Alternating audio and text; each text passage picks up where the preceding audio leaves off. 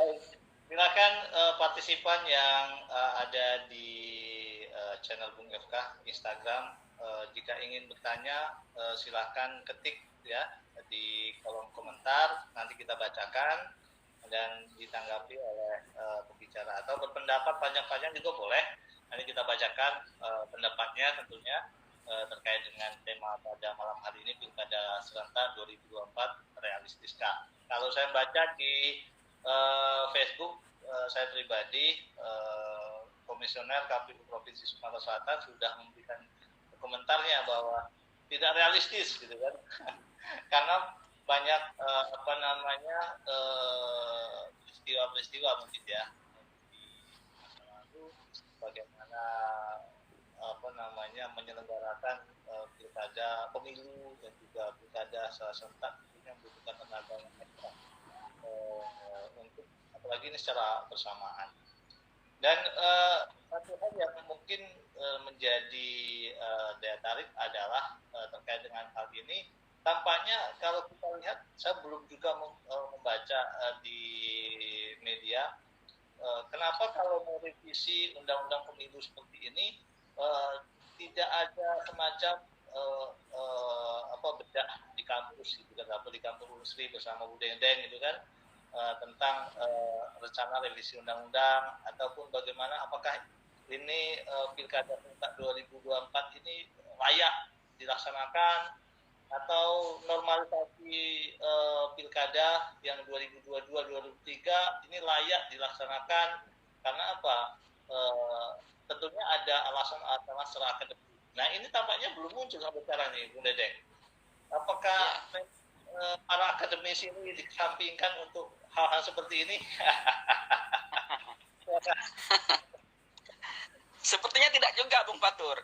Kita mengharapkan agar suatu produk undang-undang itu sebenarnya sesuai ketentuan mekanisme pembentukan, misalnya sesuai syarat formalnya, secara substansinya, sesuai secara materinya, ya misalnya secara kajian sosiologisnya, untuk kepentingan seluruh masyarakat, pemerintahan itu sudah teruji. Untuk kepentingan filosofisnya ini benar-benar sudah matang dipikirkan pertimbangannya. Lalu kepentingan secara yuridisnya misalnya secara ini itu sudah dibuat dengan baik. Lalu kajian-kajian akademiknya sehingga undang-undang ini menjadi undang yang kokoh. Jika diuji ke Mahkamah Konstitusi dia tidak mudah dibatalkan misalnya ya. Jadi menjadi undang-undang yang dapat diimplementasikan dan memiliki kepentingan berkontribusi bagi stabilitas dan tata pemerintahan baik provinsi, baik kabupaten dan daerah, dan sesuai dengan mekanisme. Nah, misalnya penjabat misalnya yang mengisi jabatan itu bagaimana sudah dipikirkan. Nah itu yang diharapkan dari misalnya kalau misalnya suatu produk hukum itu semacam undang-undang ini melalui mekanisme-mekanisme yang sudah ditentukan secara perundang-undangan itu sendiri, Bung Batur. Memang secara substansi perdebatan tentang kepentingan politik boleh-boleh saja. Namun kalau kita ini Bung Batur, kalau revisi ini bias Bung Batur ya, ini sangat urgent sekali Bung Batur. Ini jantungnya pemilu kita ini ya. Misalnya di Undang-Undang Pasal 22 akan merambat pada syarat presiden threshold, merambat juga pada parliamentary threshold, merambat pada undang-undang pilkada. Nah ini kalau misalnya tidak direspon oleh masyarakat, misalnya semacam seperti kegiatan kita ini, Bung Patur, misalnya media, atau misalnya masyarakat, atau akademisi, misalnya, atau lembaga swadaya masyarakat. Nah, kita khawatirkan ini tidak terkontrol nanti, revisinya akan bias. Nah, dengan mengontrol ini tentu undang-undang ini dalam hal revisi ini tetap berjalan sesuai dengan track record-nya. Jadi kontrol sosial itu saya kira penting. Maka saya apresiasi sekali Bung Batur ketika misalnya ada tema tentang revisi undang-undang pemilu. Wah, saya kira cepat sekali Bung Batur ini. Dan implikasinya tentu ke Sumsel sendiri sangat berdampak. Saya beberapa kabupaten akan melaksanakan pilkada di 2002, 2003 nanti. Kalau habis, nanti dia harus nunggu 2024. Nah, itu Bung Batur, untuk kajian akademisnya saya kira perlu juga oleh pihak legislatif di sana ya, lebih dimatangkan pemikiran saya. Mungkin perlu ada, kalau kita musim pandemi seperti ini mungkin perlu ada webinar ya yang melibatkan penyelenggara di daerah, mungkin Bawaslu di daerah bersama kampus untuk bisa apa namanya membahas tentang revisi undang-undang pemilu sehingga ada suara juga dari daerah plus minusnya seperti apa. Mungkin ini secara hukum ketatanegaraan Ibu Dedeng. Sebenarnya undang-undang yang belum dilaksanakan ini boleh nggak sih direvisi? Nah ini yang anehnya, Bung Batrus, kita aneh juga nih ya. Misalnya undang-undang ini awal dibentuk, misalnya dulu waktu undang nomor 10 tahun 2016 ini kan tentang perubahan kedua dari undang-undang nomor 15 tentang Perpu. Sedangkan Perpu itu Bung Batrus adalah suatu ketentuan yang setara dengan undang-undang yang dibuat dalam kondisi mendesak. Nah, berarti Perpu ini waktu itu kondisinya dia sangat diperlukan. Nah, diperlukan lalu disahkan melalui Undang-Undang Nomor 10 tahun 2016. Lalu filosofinya ketika itu bahwa pilkada harus dilaksanakan secara serentak. Nah, ini belum dilaksanakan. Dan tetapi revisinya sudah misalnya sudah merambat ke ranah ini. Nah, setelah itu ingin merubah pilkada serentak, lalu pilkada serentak mau dilaksanakan 2027. Saya rasa logikanya belum, bagaimana ya, agak rancu menurut saya, Bung Batur ini. Artinya di sini kepentingan politiknya yang masih dominan, saya kira, Bung Batur. Yang penting apa yang di depan mata makan dulu. Nah, kira-kira istilahnya seperti itu. Saya ini mengharapkan. Ya mungkin ini yang menjadi pertimbangan dari eksekutif sendiri yang tetap mempertahankan undang-undang pemilu, ya undang-undang nomor 20 tahun 2017 itu sendiri yang melaksanakan pilkada serentak dan juga pemilu serentak di tahun 2024 ya.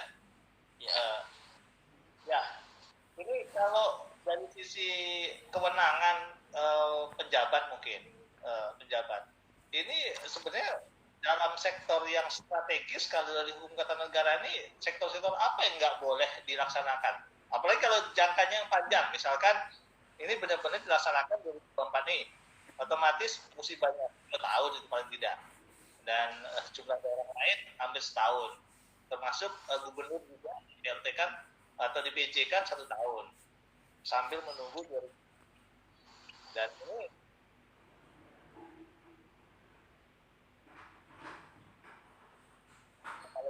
kewenangannya Mendagri gitu kan, kalau kabupaten gubernur gitu kan kewenangannya. Nah ini seperti apa kewenangan yang boleh dilaksanakan dan tidak boleh dilaksanakan oleh penjabat selama menunggu fase pilkada 2024 itu? Begini Bung Batur, kita sebenarnya secara aspek peraturan ini memang banyak sekali semacam pelanggaran ya. Misalnya kalau misalnya penjabat itu sudah baru beberapa waktu dilantik, misalnya sudah beberapa bulan itu satu gerbong jabatan itu sudah di drop semua, misalnya Bung Batur. Sebenarnya ini itu suatu strategi hal yang urgent juga sebenarnya, sudah merempet pada peraturan-peraturan tentang bahwa pejabat itu untuk dalam waktu penjabat itu tidak mengambil hal-hal yang bersifat yang strategis ya. Lalu misalnya kalau kita lihat fenomena ini Bung Patri ya, ini fenomena yang terjadi, saya kira itu tidak bisa dipungkiri. Kalau sudah penjabat itu Bung Batur nggak ada batasan lagi, sudah sama kayak bupati, semuanya diambil, itu terjadi dan fakta terjadi Bung Batur. Nah saya kira saya mengkhawatirkan pasti sepertinya itu kalau kita mengambil sampel demikian, kayaknya hampir kalau misalnya penjabat yang terjadi, saya kira agak beda-beda tipis lah dengan pejabat yang definitif Bung Batur, walaupun dia namanya sebagai penjabat. Nah itu yang kita khawatirkan Bung Batur sebenarnya. Jadi legitimasi kekuasaan itu agak nanti tentu dipertanyakan ya. Tidak ada beda lagi antara definitif dengan penjabat. Nah itu yang kita khawatirkan. Karena ini fakta yang terjadi Bung Batur. Kalau masalah peraturan itu banyak sekali peraturan yang melarang misalnya penjabat itu apa-apa yang dilaksanakan, apa yang boleh, tetapi kenyataannya demikian. Siapa yang akan mengawasi? Lalu siapa yang akan misalnya memberi patokan-patokan? Padahal ketika dia baru dilantik diarahkan agar tidak begini, tidak begitu, tidak begitu. Tapi kenyataannya, karena ini lebih baik aspek politik, Bung Batur. Itu terjadi. Saya kira ini menjadi urgent penting sekali, Bung Batur, kalau ini misalnya diisi oleh pejabat yang dalam waktu yang cukup lama. Saya kira cukup memprihatinkan dalam sistem pemerintahan, terutama masalah legitimasi suara yang diberikan oleh masyarakat secara langsung kepada bupati yang misalnya kepala daerah yang terpilih secara langsung, ya. Itu Bung Batur. Karena DPT itu sifatnya di ranah pemerintahan saja biasanya, Bung Batur. Ya, ini ada pertanyaan dari Willy Anggara yang partisipan, ya. Pemilu serentak tetap hakikatnya serentak, tetapi pemerintah sendiri melanggar undang-undang pemilu dengan menyelenggarakan yang berbeda waktu antara pilkada dan pilpres. Nah, ini kan putusan Mahkamah Konstitusi ini yang mungkin perlu dibahas, ya, bahwa amanahnya itu adalah pilpres pilkada serentak, gitu kan. Tapi waktunya di sini berbeda. Ada yang menafsirkan bersamaan waktunya, ada yang menafsirkan berbeda waktunya antara pilpres atau pemilu nasional dengan pemilu daerah atau pilkada. Ironisnya, kata pemerintah kembali ingin memperkuat hakikat serentak di 2024. Nah, ini dari Willy Anggara. Silakan, mungkin Bung Dedeng bisa mengomentari. Ya, Bung Willy Anggara, ya. Memang rencana daripada sepertinya revisi undang-undang pemilu ini, Bung Willy, itu ingin menyatukan antara undang-undang pemilu yang kemarin, ya, undang-undang pemilu itu undang-undang nomor 7 tahun 2017 dengan undang-undang nomor 10 tahun 2016. Jadi rencananya sepertinya kalau saya lihat pilkada itu mau dimasukkan dalam undang-undang pemilu jadi satu kesatuan. Jadi tujuannya itu masuk ke sana, ya. Nah, tetapi ada beberapa poin yang mau direvisi ini. Jadi kalau konsisten merevisi, ya tidak jadi masalah ini, Bu. Tetapi yang menjadi persoalan ini ada pilih-pilih poin. Nah, itu yang kita khawatirkan sebenarnya, ya, kalau pilih-pilih poin ini. Nah, apa yang dikatakan Bung Willy Anggara itu tepat sekali, ya, karena Undang-Undang nomor 7 tahun 2017 tentang pemilihan umum itu telah melaksanakan pemilu secara serentak. Presiden Wakil Presiden, Dewan Perwakilan Rakyat, Dewan Perwakilan Daerah atau DPD, dan Dewan Perwakilan Rakyat Daerah atau DPRD. Nah, ini sebenarnya hakikat daripada revisi undang-undang ini juga ingin memasukkan pilkada jadi satu undang-undang. Jadi pemilu itu dikeluarkan satu undang-undang. Tetapi ini yang menjadi menjadi suatu dilema pemikiran juga, Bung Willy, ada poin-poin yang kira-kira dimasukkan kepentingan yang kepentingan secara politik, ya. Jadi kalau misalnya konsisten seluruhnya untuk kepentingan bersama, untuk kepentingan pemilihan umum yang baik, misalnya tidak jadi masalah sebenarnya. Tetapi ini yang menjadi kritisi kita. Nah, saya kira pemikiran Bung Willy sependapat dengan saya. Demikian, Bung Batur. Baik, kalau dari pandangan Bung Dedeng sendiri, dengan tahapan seperti yang biasa, normalisasi pilkada lah bahasanya, yang kalau dalam revisi Undang-Undang Pemilu itu sendiri, artinya tahun 2022 tetap dilaksanakan, 2023 tetap dilaksanakan, dan baru akan dilaksanakan 2024. Satu lagi sisi lain adalah dilaksanakan 2024 tanpa pilkada 2022-2023. Plus minusnya di mana? Kalau Bung Dedeng melihat hal ini, apakah di 2024, apakah ini punya dampak positif dalam artian memang ini sudah realistis, atau lebih realistis yang 2022, 2023, 2023 tetap akan dan serentaknya di 2027. Ini adalah pahamnya normalisasi pilkada yang sekarang dalam revisi Undang-Undang Pemilu tersebut. Saya secara objektif, Bung Fatur, lebih sependapat kalau pilkada ini dilaksanakan secara serentak tahun 2024. Nah, pertama karena pertimbangan saya bahwa Undang-Undang Pilkada nomor 10 2016 itu adalah ketetapan dari Perpu, sedangkan Perpu itu adalah kondisi yang mendesak, salah satunya. Sudah itu memang untuk menuju pada penyelenggaraan pilkada secara serentak itu sulit sekali, Bung Fatur, sulit, ya. Sedangkan filosofi dari undang-undang ini kalau kita baca pasal 201 itu ayat 1 sampai dengan ayat ke-12 itu ada tahapan-tahapan ya. Sehingga tahapan-tahapan ini untuk menuju 2024 itu telah dilaksanakan hampir kalau kita sudah menuju pada tahun 2020 itu tahapannya itu sudah saya kira sudah 70% Bung Fatur untuk menuju pilkada serentak itu saya kira.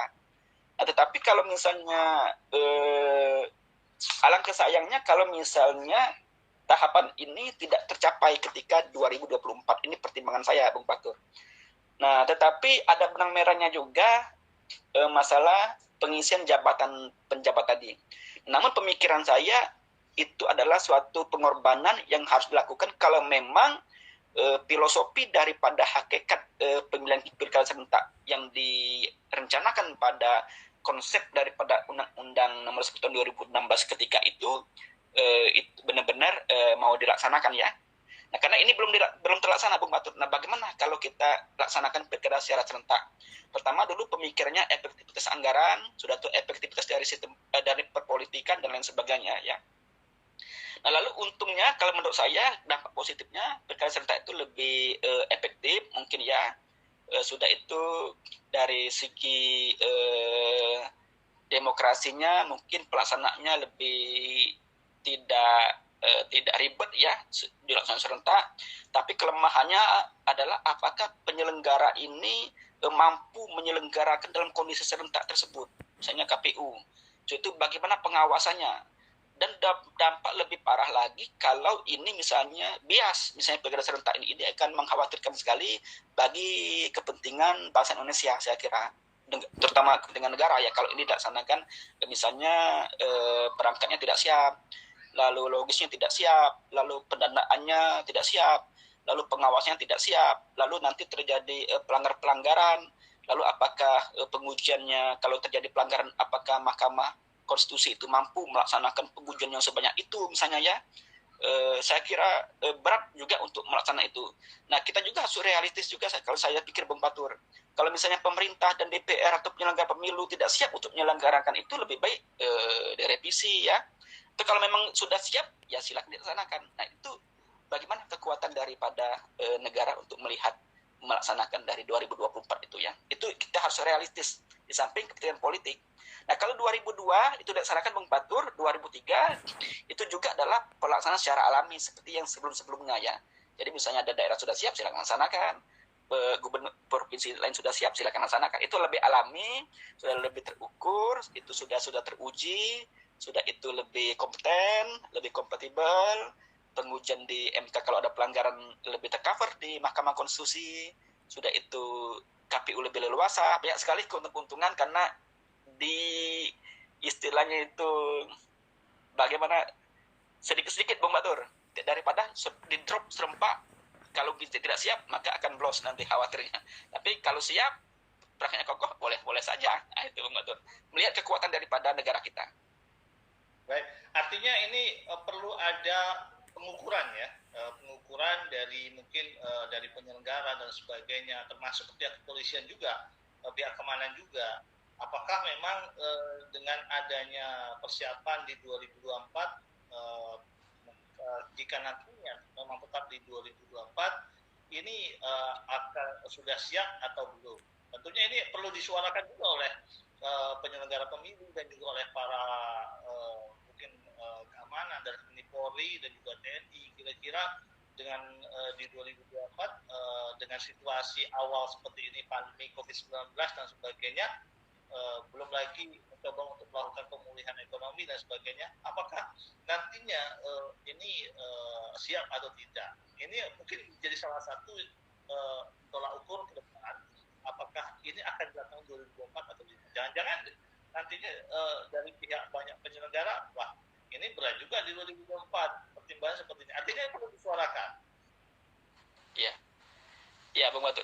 Ini seperti penyelenggara sudah mulai bersuara sedikit ketika mereka menyelenggarakan Pilpres kemarin, Bung Batur, katanya banyak penyelenggara pemilu yang kolab ya. Nah, itu menjadi catatan juga. Apakah ini bagaimana ke depannya ini untuk 2024 ya, kalau itu serentak, apalagi nanti berdekatan dengan Pilpres, berdekatan dengan Pileg.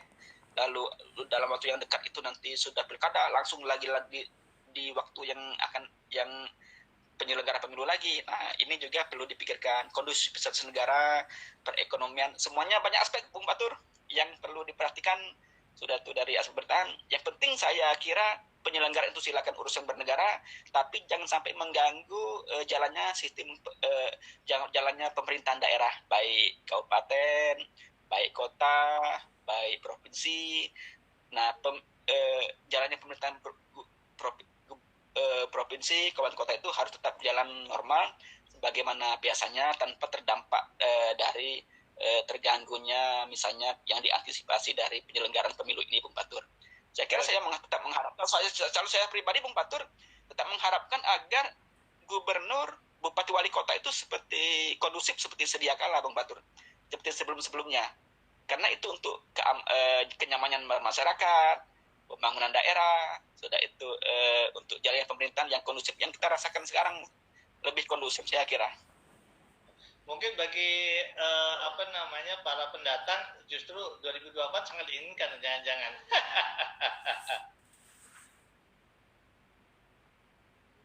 Halo Bung Batur. Ya, jangan-jangan untuk para pendatang, pemain baru atau tokoh baru yang ingin maju 2024 justru yang paling diinginkan untuk pilkada serentak itu sendiri.